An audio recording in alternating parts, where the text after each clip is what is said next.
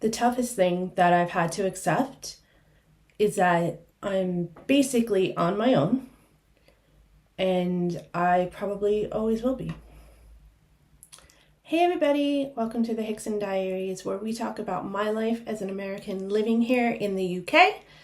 And in this video, I want to talk about the dark side of being an American living abroad, the isolation and loneliness.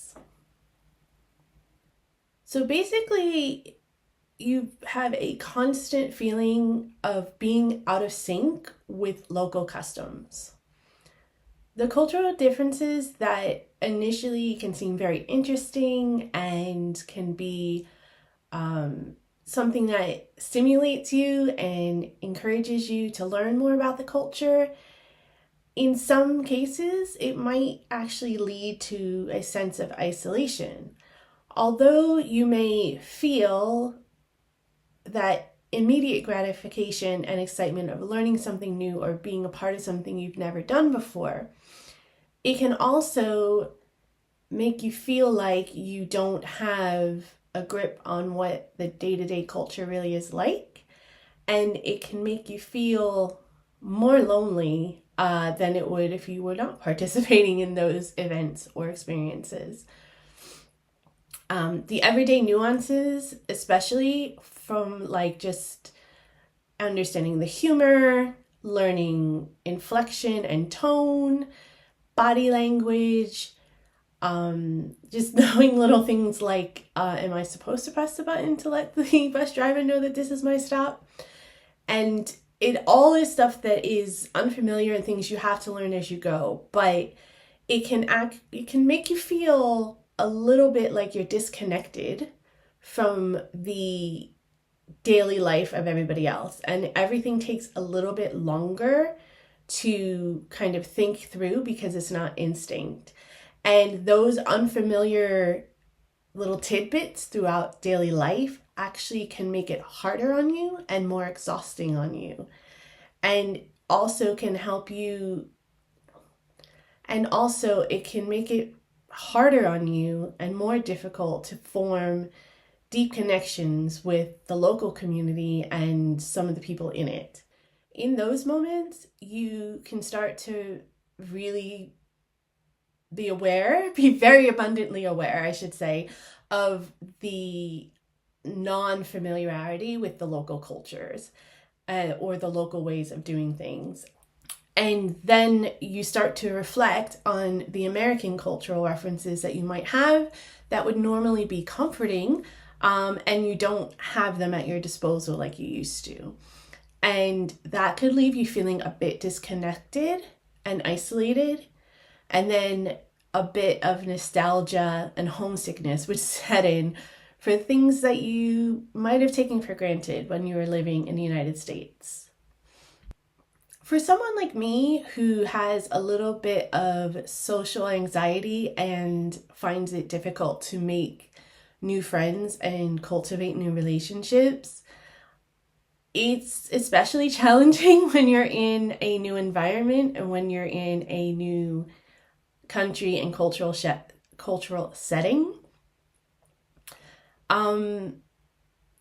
You don't have that deep-rooted, oh, I've known them since high school, or we went through this experience of college together, or, I met this person when I was at a low point in my life and they really helped me and, helped me through a tough time, or were there for me during a tough moment. And you don't have that kind of foundation or those type of deep-rooted relationships to fall back on. Even in instances where I've been fairly lucky, where I've had connections with people here in the UK, even when I was living in the United States because of my personal unique situation, when I moved here, I figured out that those relationships were a little bit more, were not as deep connections as I had thought originally. And that was really because we never had the same kind of life experiences or were able to form those deep-rooted connections because we were so disconnected being, an ocean away from each other. I had the naive thought process that those would automatically turn into deep-rooted connections and that it wouldn't be as difficult, but that's not the case at all. And especially when you're trying to connect with new people who have completely different life experiences and cultural backgrounds, and it sometimes can get a bit heavy and, I'm not gonna lie, annoying to have to explain the backstory to every expression, or the reason that you think this way, or the reason that you're coming from, the perspective that you're coming from. That can just weigh on you, and it can just be extremely exhausting. And even when you do find that familiarity with somebody, or you have that, connection with someone, you still feel kind of like an outsider. There's always this lingering feeling of looking in from the outside, because you're surrounded by a foreign culture. And even if you connect on that one subject, you're looking at it from completely different points of view in most cases. And it's difficult to bond or form a lasting bond anyway over that connection, even when you are able to make it. And that just perpetuates the sense of isolation, especially when it happens over and over and over again. Of course, when you think of homesickness, you think of the big events like missing holidays and traditions with your family and friends, like Thanksgiving or 4th of July, or just a simple thing like being able to pop into New York and see a show, or watch the Super Bowl together with somebody. When those things come up and you don't have that standing invitation to go over someone's house, or to celebrate in a certain way, or you have to do a lot of work to find out where, a certain celebration might be happening, that only accentuates the feeling of homesickness. And when you're in a country that doesn't celebrate holidays like Thanksgiving or Independence Day, American Independence Day, the 4th of July, or care about the Super Bowl, it can make you feel really disconnected, and not just disconnected from your local community and your local cultural identity, but also it just enhances the disconnection that you may have, or some of the traditions and the connections that you had while you were in the United States. And when you are having a bad day and you want like a certain kind of food or service or product or television show, and you're hoping that is your, that will bring you some just comfort and just relax you, something that you're used to, and you can't find those things abroad, it really does weigh on you even heavier. Now, I'm in the UK, and American culture is definitely translatable here to the UK, and there are a lot of things that are at my fingertips. But even the things that are here are not exactly the same taste or feel as they are at home, understandably, but still disappointing nonetheless, especially when you're in those moments where you just need a little bit of home to kind of get you through a rough day.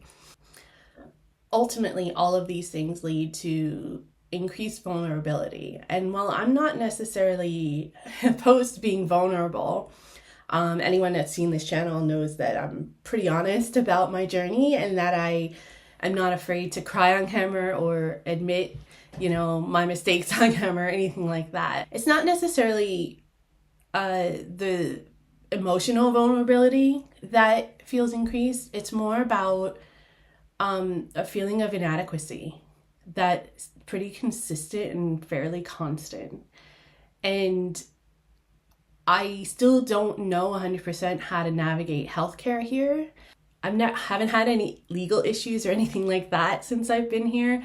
But if I were to encounter the police, I wouldn't know what to do. I don't have 100% confidence that I know all of my rights and things like that. I just learned last week how there's 2 different emergency lines, how there's 999, which is equivalent to 911 in America, which is emergency services for ambulances and police when there's a catastrophic emergency. But there's also another line, 111, I believe it is, where it's an emergency and you need assistance, but it's not a dire emergency. It's not a life and death situation. I didn't even know that existed until a week ago.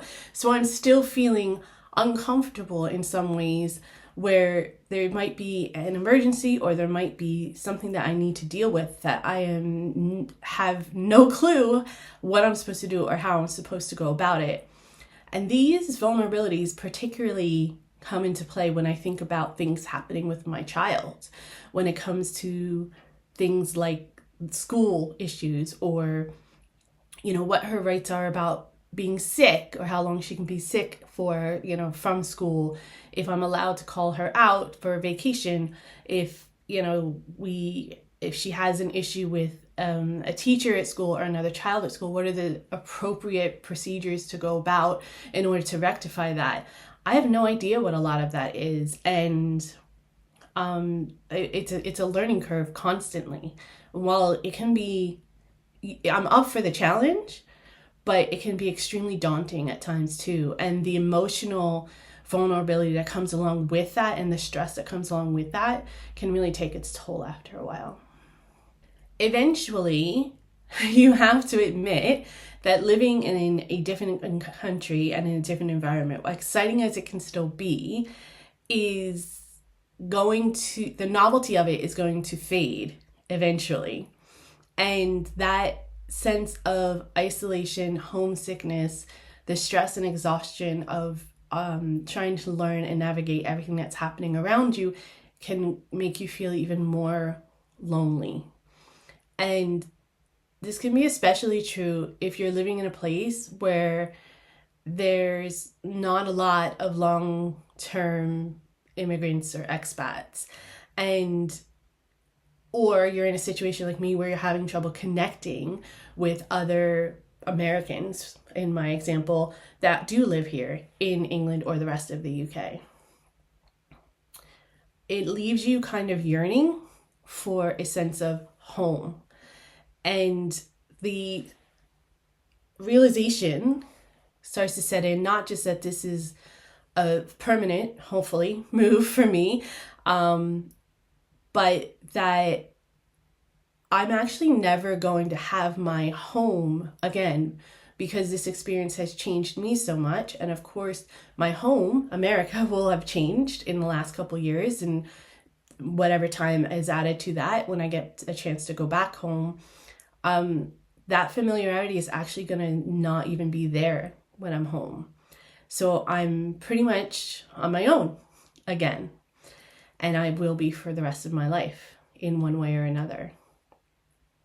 Over time, the longing for that familiarity of home, whether it's just being able to say something and be understood without having to explain it, or just having an American service like a 24-hour grocery store, or just being able to have accents that I understand around me. It's really never going to be exactly the same as it was that I came from. And although I knew that in the back of my mind, it really has to settle in, and it doesn't really cement until you've been in your new environment for a little while. And that I'm more worried about going back home and wanting that comfort and familiarity, and feeling even more isolated and making it even harder. Ultimately, the loneliness and isolation that's associated with being an American living in the UK is pretty multifaceted. There's so many layers. And it involves emotional issues, social anxieties, practical challenges, and just an overwhelming sense of, am I actually going to ever get this? Am I actually ever going to understand this? Is there ever going to be a day where this will be instinct for me? Whether it's grappling with cultural differences, missing home, or trying to navigate everyday life, the isolation is just very, very real. And it requires a ton of patience, which isn't a strong suit of mine, but it is getting better being here in the UK and going through this process. It involves a lot of persistence, and oftentimes it involves some self-compassion, and it definitely requires a great deal of self-awareness. I have to be able to adjust. I have to be able to realize what my challenges really are and if they're unique to my situation or if there's something that a lot of other people experience as well and I'm not necessarily alone in it. I also have to realize that I need to take time for my self-care, that I need to be aware of when I need a break, even if it's a break from the world for a day, a couple hours, whatever, that I need to be able to take that time and adjust and be able to free my mind and reset myself in order to face whatever the next challenges are ahead of me. Building a new life in a foreign country is very, very difficult, much more difficult than I realized. And I wasn't a naive idiot about it either, but it's definitely more difficult. If anyone's contemplating it, I just recommend please giving yourself extra time for everything. Just, give yourself tons and tons of time to adapt and learn and grow. And if you are an American living here abroad or any other foreigner who might be living here in the UK and you're feeling the weight of loneliness or isolation, please just remember that you're not alone. There are so many expats and immigrants that have these and similar or even worse challenges in life. So it's really important that you take the initiative to seek out local communities, find small ways to connect with people, whether it be on, something like this, like a YouTube platform where you find people who are going through similar things for you, or if it's in your immediate private circle, or even if it's just a counselor or something like that can help you through. It is really important that you stay as connected as you can with where you've come from in order to feel that comfort and be able to pull strength from that.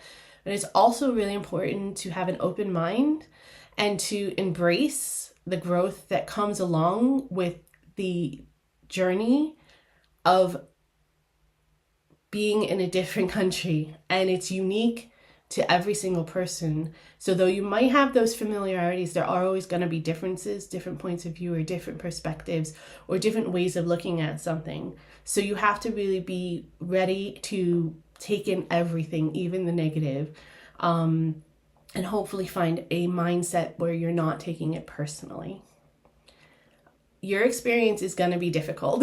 It's not even an if or a but or anything about it. It's going to be hard. But it also has this rewarding thing of shaping you in ways that you never really thought were possible. And it's going to make you so much stronger and so much more resilient than you thought you could be. I wish you nothing but luck. I'm here if you have any questions or you need any guidance or you just need to sound off, leave it in the comments below. I totally understand. I hope this video helped you not to feel as alone and isolated wherever you are. And I'll see you in the next one. Thanks for listening. Stay safe. Bye-bye.